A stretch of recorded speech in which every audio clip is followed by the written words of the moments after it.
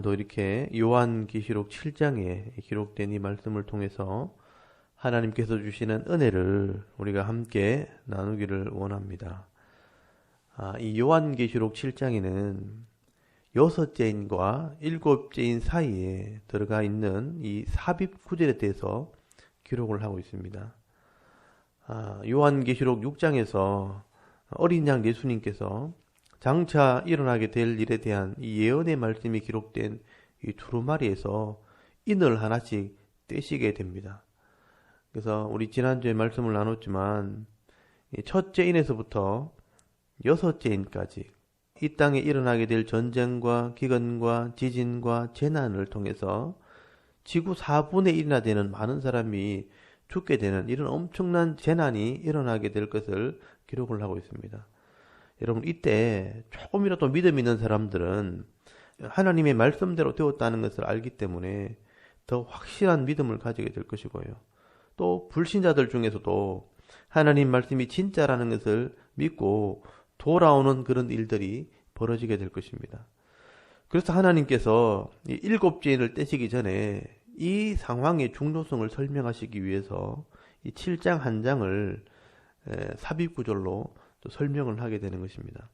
이렇게 마지막 때에 사람들이 감당할 수 없는 이런 엄청난 재난으로 말미암아 많은 사람들이 깨어나고 또 하나님께 돌아오면 하나님께서는 자기 백성을 가려내신다는 것입니다. 그래서 이 고대 시대의 왕들이 자기 백성들을 이 표시하는 도장의 이미지를 가지고 설명을 하게 되는 겁니다. 그래서 오늘 7장 1절을 여러분 보시면 6째 인이 떨어지고 난 뒤에 이런 일이 벌어집니다. 이후에 내가 내 천사가 땅 내 모퉁이에 선 것을 보니 땅의 사방에 바람을 붙잡아 바람으로 하여금 땅이나 바다에나 각종 나무에 불지 못하게 하더라 라고 말씀을 합니다. 이 성경에선 이 4라는 숫자는 세상을 상징하는 그런 숫자입니다. 그래서 천사가 땅 내 모퉁이에 섰다 하는 것은 땅에 임할 재앙을 잠깐 멈추기 위해서 그렇게 내 모퉁이에 서 있는 모습을 설명하게 되는 겁니다. 그리고 2절에 또 봄에 다른 천사가 살아계신 하나님의 인을 가지고 해도 논 데로부터 올라와서 땅과 바다를 해롭게 할 권세를 받은 내 천사를 향하여 큰 소리로 외쳐 이르되 우리가 우리 하나님의 종들의 이마에 인치기까지 땅이나 바다나 나무들을 해하지 말라 하더라 라고 말씀을 하죠.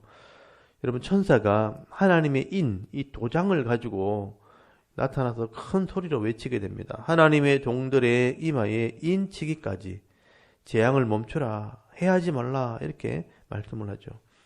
하나님께서 마지막 재앙을 앞두고 자기 백성을 가려내시고 표를 하시겠다는 겁니다. 그래서 요한이 그 인을 표시한 사람들의 숫자를 한번 확인을 해본 겁니다. 그 숫자가 4절에 여러분 기록되어 있죠. 내가 인침을 받은 자의 수를 들으니 이스라엘 자손의 각 지파 중에서 인침을 받은 자들이 14만 4천이니 라고 말씀을 합니다. 이 숫자를 세는 것은 구약 성경의 민수기 1장에 보면 하나님의 나라를 상징하는 이런 가나안 땅에 들어가기 전에 자기 백성들의 숫자를 이렇게 계수하는 그런 그림을 가져온 것입니다. 그래서 각 지파의 숫자를 다 세어보는데 오늘 5절에서 8절까지 12지파의 이름을 기록하면서 그 숫자가 12,000명으로 똑같이 기록된 것을 볼 수 있습니다. 그래서 이 숫자를 잘 보시면 어떻게 구원받은 각 지파의 숫자가 똑같을 수 있겠습니까?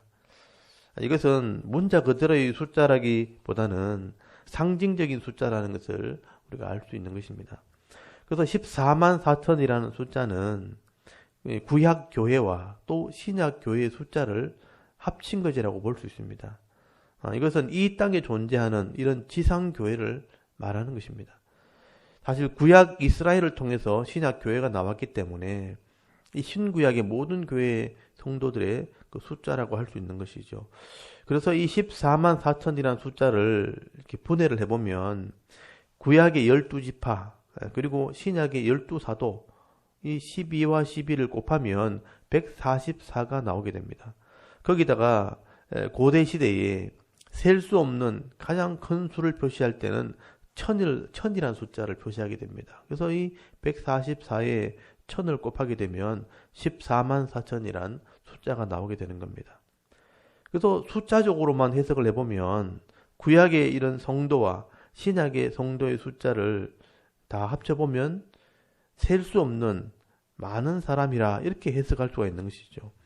그리고 이 숫자는 여기만 기록된 게 아닙니다. 여러분 요한계시록 14장 1절에 보시면 어린 양 예수님과 함께 서 있는 이런 14만 4천 명의 사람들이 나오게 돼요. 여러분 이 사람들이 그 이마에 어린 양의 이름과 그 아버지 하나님의 이름이 기록된 것을 보면 이 사람들은 구원받은 성도라는 것을 알 수가 있습니다. 그래서 이 14만 4천이라는 숫자는 구원받은 성도의 전체 숫자라고 이해할 수가 있는 것이죠. 그것뿐 아니죠. 여러분 요한계시록 21장 거기 9절에서 17절까지 말씀해 보면 구원받은 성도를 상징하는 어린 양의 신부 이런 교회의 모습을 설명하게 되는데요. 여기도 보면 10이라는 숫자와 1000이라는 숫자가 반복되어서 사용되게 되는 것을 보게 됩니다. 요한계시록 21장 9절에 구원받은 성도를 어린 양의 신부라고 말하면서 거룩한 성 새 예루살렘이라 그렇게 표현을 하고 있습니다. 결국 새 예루살렘 성은 어린 양의 신부, 그러니까 구원받은 성도를 상징하는 것입니다. 그런데 이 성도의 모습을 설명하면서 거기 성에 12문이 있는데 거기에 구약의 12지파 이름이 기록되어 있고요. 또 그 성에 12기초석이 되어 있는데 거기 신약의 12사도의 이름으로 기초석이 되어 있는 것을 보게 됩니다. 그래서 이 10이라는 숫자가 반복이 되어 있고요. 또 그 길이가 16절에 보시면 12,000 스타디온이라고 되어 있습니다. 이 12,000 스타디온은 12 곱하기 1000을 말하는 것입니다. 그리고 그 성벽의 두께도 144 규빗, 이 144도 12 곱하기 12로 되어 있는 겁니다. 그리고 오늘 7장에 나오는 이 각 지파의 숫자도 12,000명이라고 기록이 되어 있는데 이것도 12 곱하기 1000입니다. 그러면 이 12라는 숫자와 1000, 굉장히 많다는 숫자를 합치게 되어지면 구원받은 성도는 굉장히 많은 숫자라는 그런 의미가 되어지는 것입니다. 이렇게 요한계시록은 교회의 모습을 설명할 때 온통 10이라는 숫자와 1000이라는 숫자로 설명을 하는 겁니다. 그것은 성도들의 수가 셀 수 없을 정도로 많다라는 것을 의미하는 것이죠. 그러므로 요한이 초대교회 성도들에게 들려주고 싶은 이야기는 이 땅에 있는 모든 하나님의 백성들의 숫자는 능히 셀 수 없다. 굉장히 많다. 그래서 그 수를 우리가 알 수 없다고 말씀을 하고 있는 겁니다. 그러면 어떤 사람에게 이런 이마에 인을 표시하는가? 마지막 때에 어떤 사람이 구원받는 성도일까? 여러분 마지막 시대에 믿음을 가진 자를 말하는 겁니다. 여러분 6장에서 본 것처럼 이 나라 간의 전쟁과 기근과 재앙을 통해 지구의 인구 중에 4분의 1이나 되는 많은 사람들이 죽어도 흔들림 없이 하나님 말씀을 믿고 순종하는 자들이 바로 하나님 백성들인 것입니다. 그리고 이 죄악이 관영한 세상 속에서도 이 안타까워하면서 울면서 회개하는 자들이 있다면 바로 하나님 백성이라는 것입니다. 하나님께서 자기 백성들의 이마에 인을 치는 이런 모습은 에스겔서 9장의 이미지에서 가져온 것입니다. 그래서 에스겔서 9장 3절에서 4절까지 말씀을 보시면 어떤 사람에게 그 이마에 표시를 하는지를 설명을 해놓았습니다. 그래서 에스겔서 9장 3절에서 4절까지 말씀을 한번 찾아볼 수 있기를 바랍니다. 거기 보시면 거룹에 머물러 있던 이스라엘 하나님의 영광이 성전 문지방에 이르더니 여호와께서 그 가는 베옷을 입고 서기관의 먹그릇을 찬 사람을 불러 여호와께서 이르시되 너는 예루살렘 성읍 중에 순행하여 그 가운데서 행하는 모든 가증한 일로 말미암아 탄식하며 우는 자의 이마에 표를 그리라 라고 기록을 하고 있습니다. 예루살렘이 멸망하기 직전에 하나님께서 자기 백성을 가려내시기 위해서 이마에 인을 치시게 되는데 그때 그 인을 치는 기준이 뭐냐? 그 가운데 행하는 모든 가증한 일로 말미암아 탄식하며 우는 자들이라고 기록을 하고 있습니다. 그 당시에 이 우상을 섬기고 또 세상의 이 죄의 모습을 따라가는 자들을 보면서 안타까워하면서 회개하고 우는 자들, 하나님 말씀대로 순종하는 자들이 바로 하나님 백성이라는 것입니다. 그래서 요한계시록에도 이 이미지를 가지고 마지막 때의 성도의 모습을 설명하는 것입니다. 마지막 때에도 하늘에서 별이 떨어지는 이런 큰 재앙으로 인해서 하나님 말씀을 믿고 자신들의 죄를 회개하고 돌아오는 자들에게 하나님께서 인을 치고 표시를 한다는 것입니다. 이처럼 이 땅에 있는 교회는요, 이런 영적인 싸움을 싸워야 하는 그런 교회를 말하는 것입니다.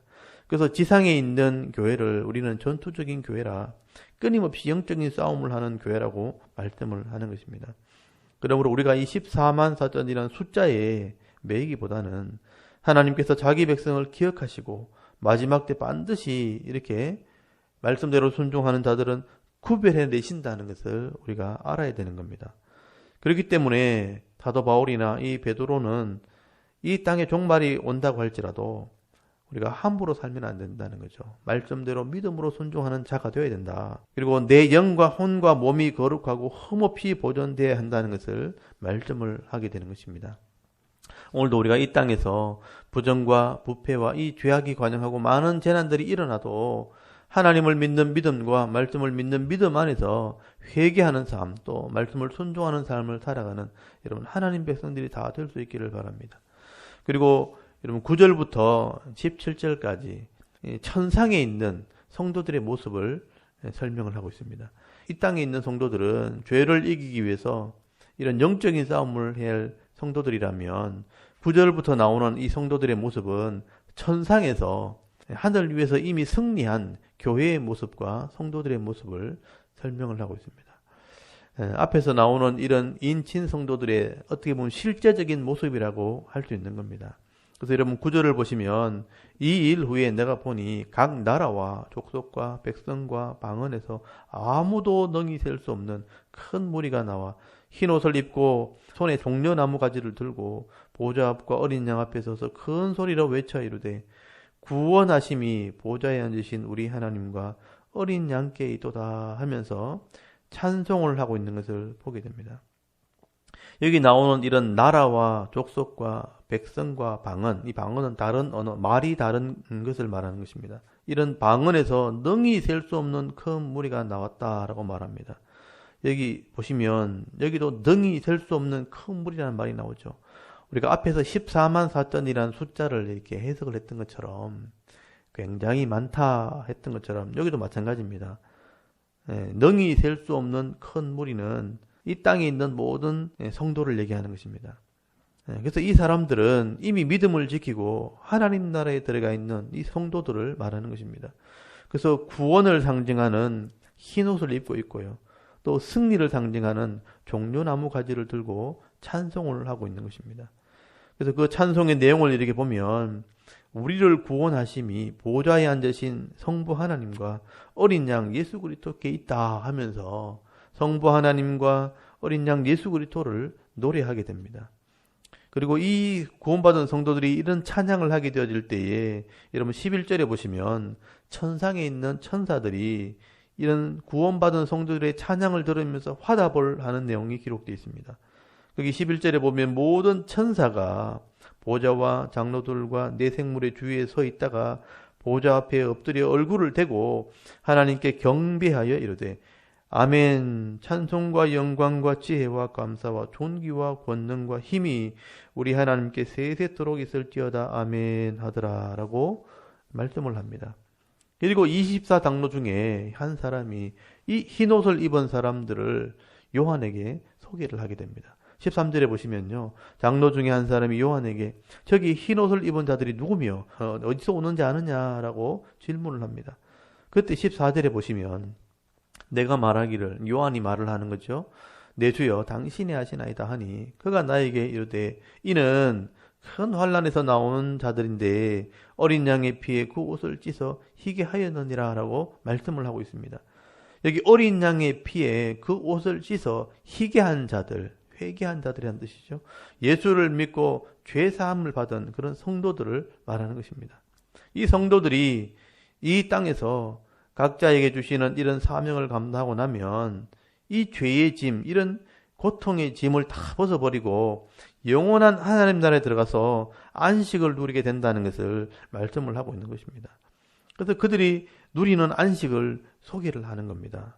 사실 이 안식은 저와 여러분이 누리게 될 안식, 하늘의 복을 얘기하는 겁니다. 그래서 15절부터 17절까지 여러분 잘 보시면, 그러므로 그들이 하나님의 보좌 앞에 있고 또 그의 성전에서 밤낮 하나님을 섬김에 보좌에 앉으신 이가 그들을 위해 장막을 치시리니 그들이 다시는 줄이지도 아니하며 목마르지도 아니하고 해나 아무 뜨거운 기운에 상하지도 아니하리니 이는 보좌 가운데 계신 어린 양이 그들의 목자가 되사 생명수 샘으로 인도하시고 하나님께서 그들의 눈에서 모든 눈물을 씻어 주실 것임이라 라고 말씀을 합니다. 이 성도들은 하나님 보좌 앞에서 하나님을 섬기게 되어지고 또 그의 장막에 거하게 된다라고 말씀을 합니다. 여러분, 하나님의 집이 우리의 집이 되는 것입니다. 그리고 우리가 이 땅에서 당하는 이런 죄의 고통들을 더 이상 당하지 않게 됩니다. 이 땅에서 더 이상 집 때문에 근심을 하고 또 먹고 사는 문제 때문에 줄이고 목마르고 또 상처 입고 고통당하는 일이 없다는 겁니다. 우리를 위해 생명을 내어주신 이런 어린 양 예수님이 우리의 목자가 되시기 때문에 생명수 생물, 그러니까 영생으로 인도하시고요. 눈에는 모든 눈물을 씻어주시기 때문에 영원한 즐거움을 누리는 삶을 살게 될 것을 말씀을 하는 것입니다. 이것이 바로 천상에 있는 교회, 이 성도들의 모습입니다. 이렇게 하나님께서는 6째 인을 뗄 때에 마지막 기회가 주어졌을 때 돌아오는 자들에게는 이런 복을 얻게 하실 것을 강조하시기 위해서 이 요한계시록 7장 한 장을 기록하고 있는 겁니다. 오늘도 우리가 믿음을 지킬 이유가 바로 여기 있는 것이죠. 여러분, 이 땅에서 잠시 고난받는 것은 우리가 장차 받아 누릴 이 하나님의 영광과는 비교할 수 없는 것입니다. 그래서 이 사도 바울이 로마서 8장 18절에 보시면 우리가 그와 함께 영광을 받기 위하여 고난도 함께 받아야 할 것이라 생각하건대 현재의 고난은 장차 우리에게 나타날 영광과 비교할 수 없도다라고 말씀을 하는 겁니다. 여러분, 오늘도 이 요한계시록 7장의 이 말씀을 통해서 장차 우리가 누리게 될 이런 미래의 영광의 모습들을 확인할 수 있기를 바랍니다. 그리고 이 땅에 있는 동안 잠시 이런 육신의 고난이 따르겠지만 말씀을 믿는 믿음을 가지고 잘 견디시고요. 서로 위로하고 격려하면서 끝까지 이 믿음의 경주를 달려갈 수 있는 저와 여러분의 이 신앙의 모습이 될 수 있기를 주의 이름으로 축원합니다. 아멘. 잠깐 기도드리겠습니다.